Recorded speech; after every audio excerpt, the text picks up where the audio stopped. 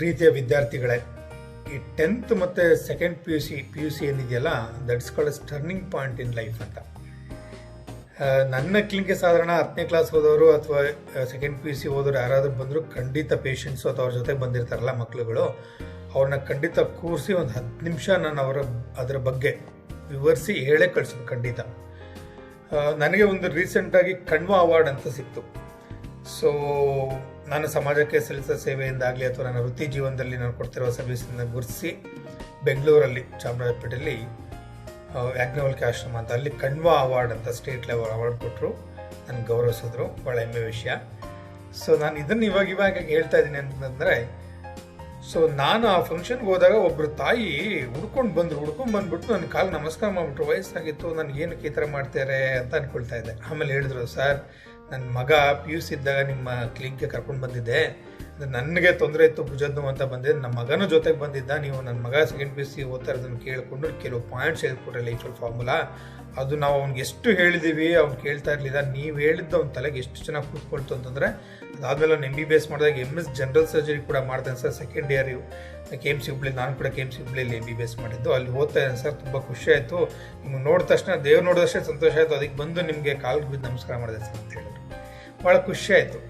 So ನಾನು ಬರೀ ನನ್ನ ಕ್ಲಿನಿಕಲ್ಲಿ ಬಂದವ್ರಿಗಷ್ಟೇ ವಿಷಯ ಹೇಳೋಕ್ಕಾಗ್ತಿತ್ತು. ಬಟ್ ಈಗ ವಿಡಿಯೋ ಮಾಡ್ತಿದ್ದ ಏನಾಗಿದೆ, ನಾನು ಯೂಟ್ಯೂಬಲ್ಲಿ ಅಪ್ಲೋಡ್ ಮಾಡ್ತೀನಿ ಈ ವಿಷಯನ. ನಾನು ಕ್ಲಿನಿಕಲ್ಲಿ ಎಷ್ಟು ಜನಕ್ಕೆ ಕೇಳ್ಬೋದಲ್ವಾ, ಅವ್ರು second P U C 10th ಬಂದಾಗ ಅಷ್ಟು ಹೇಳೋಕ್ಕಾಗತ್ತೆ, ಎಲ್ಲೋ ತಿಂಗಳಿಗೆ 4 ಜನಕ್ಕೆ ಕೇಳ್ಬೋದು. ಅದೇ ವಿಷಯ ನಾನು ಯೂಟ್ಯೂಬಲ್ಲಿ ಲಿಂಕ್ ಮಾಡಿದ್ರೆ, ವಿಡಿಯೋ ಮಾಡಿಬಿಟ್ಟು ಅಪ್ಲೋಡ್ ಮಾಡಿದ್ರೆ ಅದು ಎಷ್ಟೊಂದು ಜನಕ್ಕೆ ಸ್ಪ್ರೆಡ್ ಆಗೋದು ನನ್ನ ಉದ್ದೇಶ. ಸೊ ಖಂಡಿತ ನನ್ನ ಯೂಟ್ಯೂಬ್ನ ಸಬ್ಸ್ಕ್ರೈಬ್ ಮಾಡಿ, ಅಲ್ಲಿ ಬೆಲ್ ಐಕಾನ್ ಇರುತ್ತೆ, ಅದನ್ನು ಟ್ಯಾಪ್ ಮಾಡಿ ನಾನು ಮಾಡುವಂಥ ಪ್ರತಿಯೊಂದು ವಿಡಿಯೋವನ್ನು ನೀವು ನೋಡ್ಬೋದು.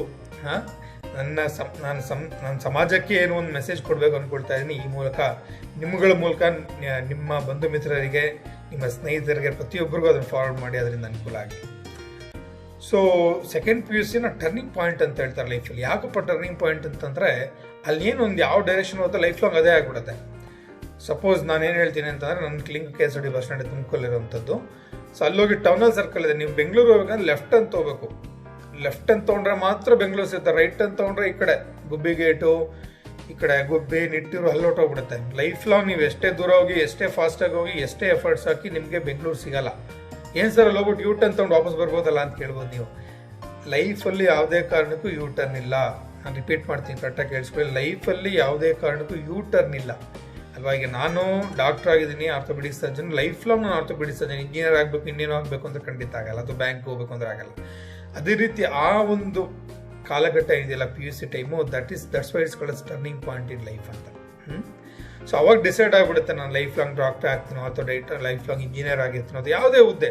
ನಾನು ಬರೀ ಡಾಕ್ಟರ್ ಇಂಜಿನಿಯರ್ಗಳಾಗಿ ಅಂತ ಹೇಳ್ತಾ ಇಲ್ಲ. ನೀವು ಯಾವುದೇ ನಿಮ್ಮ ಜೀವನದಲ್ಲಿ ಏನೇ ಸಾಧಿಸಬೇಕು ಅಂದ್ಕೊಂಡಿದ್ರು, ಏನಾಗಬೇಕು ಅಂದ್ರೆ ಆ ಸೆಕೆಂಡ್ ಪಿ ಯು ಸಿಲೇ ಡಿಸೈಡ್ ಆಗಿಬಿಡುತ್ತೆ. ಆರ್ಟ್ಸು, ಕಾಮರ್ಸ್, ಯಾವುದವ್ರು ಆಗ್ಬೋದು. ಕಾಮರ್ಸ್ ಮಾಡಿ CA ಮಾಡ್ಬೋದು, ಆರ್ಟ್ಸ್ ಮಾಡಿ IAS ಆಫೀಸರ್ ಆಗ್ಬೋದು, IPS ಆಫೀಸರ್, ಏನು ಬೇಕಾದ್ರೂ ಆಗ್ಬೋದು. ಬಟ್ ಅಲ್ಲೇ ಅದು ಡಿಸೈಡ್ ಆಗುವಂಥದ್ದು. ನೀವು 10th ಒಳ್ಳೆ ಮಾರ್ಕ್ಸ್ ತೆಗೆದ್ರೆ ಸೆಕೆಂಡ್ ಪಿ ಯು ಸಿಲಿ ಒಳ್ಳೆ ಕಡೆ ಕಾಲೇಜಲ್ಲಿ ಒಳ್ಳೆ ಸೀಟ್ ಸಿಗುತ್ತೆ. ಸೆಕೆಂಡ್ ಪಿ ಯು ಸಿಲಿ ಒಳ್ಳೆ ಮಾರ್ಕ್ಸ್ ತೆಗೆದ್ರೆ ನಿಮ್ಗೆ ಒಳ್ಳೆ ರ್ಯಾಂಕ್ ಬರುತ್ತೆ, CET ಆಗಲಿ, PGCET ಯಾವುದರಲ್ಲೇ ಆಗಲಿ. ಸೊ ಒಳ್ಳೆ ರ್ಯಾಂಕ್ ಬಂದರೆ ನಿಮ್ಗೆ ಒಳ್ಳೆ ಕಡೆ ಕಾಲೇಜಲ್ಲಿ ಸೀಟ್ ಸಿಗುತ್ತೆ.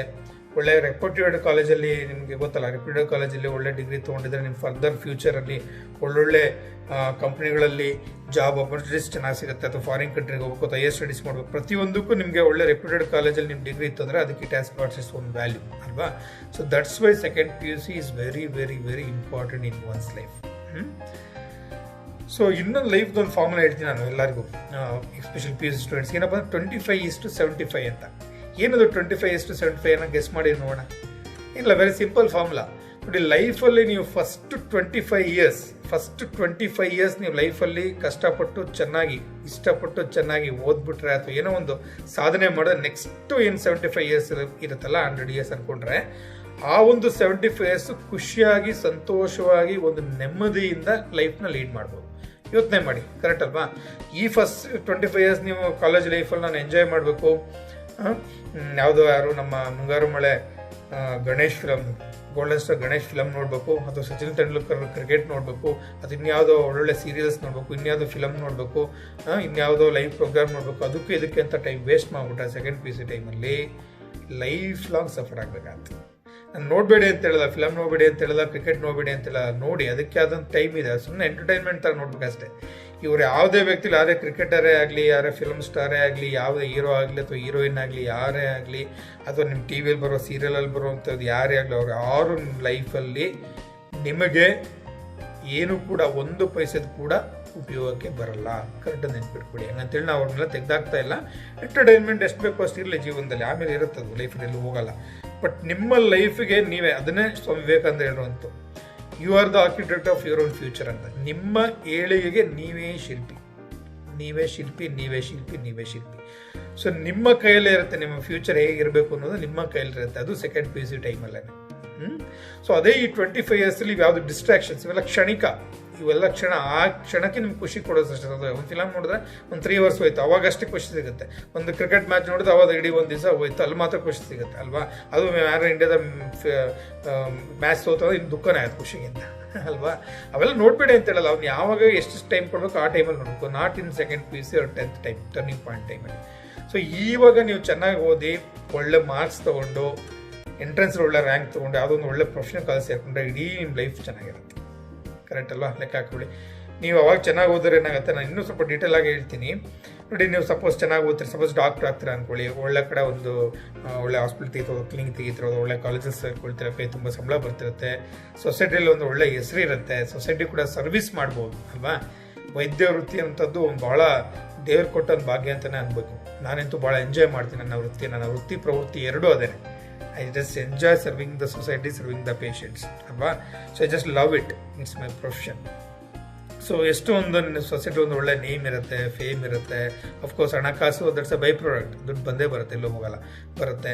ಇಡೀ ಲೈಫ್ ಸಂತೋಷದಾಯಕವಾಗಿದೆ ಅಲ್ವಾ. ಈಗ ನನ್ನ ವೈಫ್ ಕೂಡ ಡಾಕ್ಟರ್ ಮಮತಾ SV ಅಂದ್ಬಿಟ್ಟು, ಅವಳು ಕೂಡ ಶೀಸ್ MD ಪೆಥಾಲಜಿ. ಸೊ ನೋಡಿ, ನಾನು ಡಾಕ್ಟರ್ ಓದಿದ್ದಕ್ಕೆ ನನಗೆ ಡಾಕ್ಟರ್ ಹೆಂಡ್ತಿನ ಸಿಕ್ತು ಅಲ್ವಾ. ನೀವು ಇಂಜಿನಿಯರ್ ಆದರೆ ಇಂಜಿನಿಯರ್ ಹೆಂಡ್ತಿ ಸಿಗ್ತಾರೆ.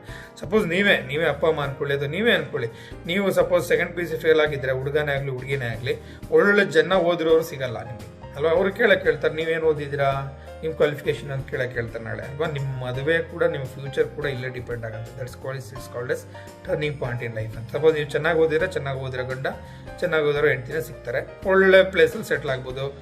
ಈಗ ತುಮಕೂರಲ್ಲಿದ್ರೆ ಬೆಂಗಳೂರು ಸೆಟ್ಲ್ ಆಗಿಲ್ಲ, ಫಾರಿನ್ ಕಂಟ್ರಿ ಸೆಟ್ಲ್ ಆಗ್ತಾರೆ, ಚೆನ್ನಾಗಿರುತ್ತೆ. ಒಟ್ಟಿನಲ್ಲಿ life will be comfortable and happy. That's what I mean ಅಲ್ವಾ. ಸಂತೋಷವಾಗಿ ಖುಷಿಯಾಗಿ ಇರ್ತೀರಾ. ಸಪೋಸ್ ನೀವು ಸೆಕೆಂಡ್ PUCಲ್ಲೇ ಫೇಲ್ ಆಗಿಬಿಟ್ರೆ, ಯಾವುದೋ ಕಾರಣಕ್ಕೆ ಓದಲಿಲ್ಲ ಅಂತ ಹೇಳಿದ್ರೆ ಏನಾಗುತ್ತೆ, ನಿಮ್ಮ ಮನೆಯಲ್ಲಿ ಹುಡುಕಿ ನಿಮ್ಗಿಂತ ಕಡಿಮೆ ಓದಿರೋರ್ನ ಅಥವಾ ನಿಮ್ಮಷ್ಟೇ ಓದಿರೋರ್ನ ಮದುವೆ ಮಾಡ್ತಾರೆ ಅಲ್ವಾ. ಅವಾಗ ಏನಾಗುತ್ತೆ, ನಿಮ್ಗಿಂತ ಕಡಿಮೆ ಹೋದ್ರೆ ಅವ್ರಿಗೆ ಕಡಿಮೆ ಸಂಬಳ ಅಥವಾ ಕೆಲಸನೇ ಇರಲ್ಲ, ಅಥವಾ ಹಳ್ಳಿ ಕಡೆ ಶಿಫ್ಟ್ ಆಗಬೇಕು, ಅಲ್ಲಿ ಸಗಣಿ ಬಾಚೋದು, ಇನ್ನೇನೋ ಕೂಲಿ ಕೆಲಸನೋ ಅದು ಇದೋ ಮಾಡಿಕೊಂಡು ಸಣ್ಣ ಮನೆಯಲ್ಲಿ ಸಣ್ಣ ಥರದ ಜೀವನ ನಡೆಸ್ಬೇಕಾಗತ್ತೆ ಅಲ್ವಾ. ಸೊ ನಾನು ಏನು ಹೇಳೋಕೆ ಕೊಟ್ಟಿದ್ದೀನಿ ಅಂತಂದರೆ, ಈ ಸೆಕೆಂಡ್ PUC ಟೈಮಲ್ಲಿ ಚೆನ್ನಾಗಿ 100 ಅಲ್ಲ 200% ಎಫರ್ಟ್ಸ್ ಹಾಕಿ. This is turning point in life. 200% efforts ಹಾಕಿ ಚೆನ್ನಾಗಿ ಆಗಿಬಿಟ್ರೆ ಇಡೀ ಲೈಫ್ ನೀವು ಚೆನ್ನಾಗಿರ್ಬೋದು ಅಲ್ವಾ. ಒಂದು ನಿಮಿಷ ಯೋಚನೆ ಮಾಡಿ ಅಲ್ವಾ. ಸೊ ನೀವಷ್ಟೇ ಚೆನ್ನಾಗಿರಲ್ಲ, ನಿಮ್ಮ ಫ್ಯಾಮಿಲಿ ಚೆನ್ನಾಗಿರುತ್ತೆ, ನಿಮ್ಮ ನಾಳೆ ಒಳ್ಳೆ ಮಕ್ಕಳು ಹುಡ್ತಾರೆ. ಮಕ್ಕಳಿಗೆ ಇವಾಗ ಗೊತ್ತಿಲ್ವ, ನಿಮಗೆ ಮಕ್ಕಳಿಗೆ ಕ್ಲಾಸು ಸ್ಕೂಲಿಗೆ ಸೇರಿಸ್ಕೋಬೇಕು ಅಂದ್ರೆ ಅಪ್ಪ ಅಮ್ಮಗೆ ಇಂಟರ್ವ್ಯೂ ಮಾಡ್ತಾರೆ. ಮಕ್ಕಳಿಗೆ ಮಾಂಟೆಸರಿಗೆ ಅಥವಾ ಶಿಶುವಾರಕ್ಕೆ ಅದು ಸೇರಿಸ್ಕೋಬೇಕಂದ್ರೆ ಅಪ್ಪ ಅಮ್ಮಗೆ ಇಂಟರ್ವ್ಯೂ. ಅವ್ರ ಅಪ್ಪ ಅಮ್ಮ ಗ್ರಾಜುಯೇಟಾಗಿ ನೋಡ್ತಾರೆ. ಯಾಕೆ ಮಕ್ಕಳಿಗೆ ನೀವು ಹೋಮ್ವರ್ಕ್ ಬರ್ಕೊಟ್ರೆ ಡೈರಿಲಿ ಇಂಗ್ಲೀಷಲ್ಲಿ ಬರ್ಕೊಟ್ರೆ ಅಪ್ಪಂಗೆ ಅಮ್ಮಗೆ ಇಂಗ್ಲೀಷ್ ಓದಕ್ಕೆ ಬರಲ್ಲ ಅಂದ್ರೆ ಅವ್ರೇನು ಹೋಮ್ವರ್ಕ್ ಮಾಡಿಸ್ತಾರೆ ಮನೇಲಿ ಅಲ್ವಾ. ಸೊ ನೀವು ಈಗ ಓದೋಂಥದ್ದು ನಿಮಗೆ ಯಾವ ರೀತಿಯ ಜೀವನದಲ್ಲಿ ಸಂಬಂಧಿ ಸಿಗ್ತಾಳೆ, ಒಳ್ಳೆ ಹೆಂಡತಿ ಸಿಗ್ತಾಳೆ, ಅಥವಾ ಒಳ್ಳೆ ಮಕ್ಕಳಾಗ್ತಾರೆ, ಮಕ್ಕಳ ಫ್ಯೂಚರ್, ಅವ್ರಿಗೆ ಒಳ್ಳೆ ಸ್ಕೂಲು, ಒಳ್ಳೆ ಎಜುಕೇಷನ್ ಸಿಗಬೇಕು ಅಂತಂದರೆ ಎಲ್ಲ ಡಿಪೆಂಡ್ ಆಗೋದು ಈ ನಿಮ್ಮ ಸೆಕೆಂಡ್ PUC ಟೈಮಲ್ಲಿ. ಸೊ ನಾನು it's very clear and loud, ಕರೆಕ್ಟಾಗಿರೋ ಮೆಸೇಜ್ ಕೊಡ್ತಾ ಇದ್ದೀನಿ. ಕರೆಕ್ಟಾಗಿ ಜ್ಞಾಪಿಸ್ಕೊಳ್ಳಿ, ಇನ್ನೊಂದ್ಸಲಿ ಹೇಳ್ತೀನಿ. ಯಾವುದೇ ಕಾರಣಕ್ಕೂ ಸೆಕೆಂಡ್ PUC ಟೈಮಲ್ಲಿ ಯಾವುದೇ ರೀತಿಯ ಕ್ಷಣಿಕ ಸುಖಗಳಿಗೆ ನಿಮ್ಮ ಮನಸ್ಸನ್ನು ಕೊಡಬೇಡಿ. ಕಷ್ಟಪಟ್ಟು, ಜೊತೆಗೆ ಇಷ್ಟಪಟ್ಟು ನಿಮ್ಮ ಲೈಫ್ ಇದು ಅಲ್ವಾ. ನಿಮಗೋಸ್ಕರ ಓದ್ತಾ ಇರೋದು, ನೀವು ಅಪ್ಪ ಅಮ್ಮಗೋಸ್ಕರ ಅಂತ ಓದ್ತಾ ಇಲ್ಲ, ನಿಮ್ಮ ಟೀಚರ್ಸ್ಗೋಸ್ಕರ ಓದ್ತಾ ಇಲ್ಲ. ನೀವು ಓದ್ತಾ ಇರುವುದು ನಿಮಗೋಸ್ಕರ.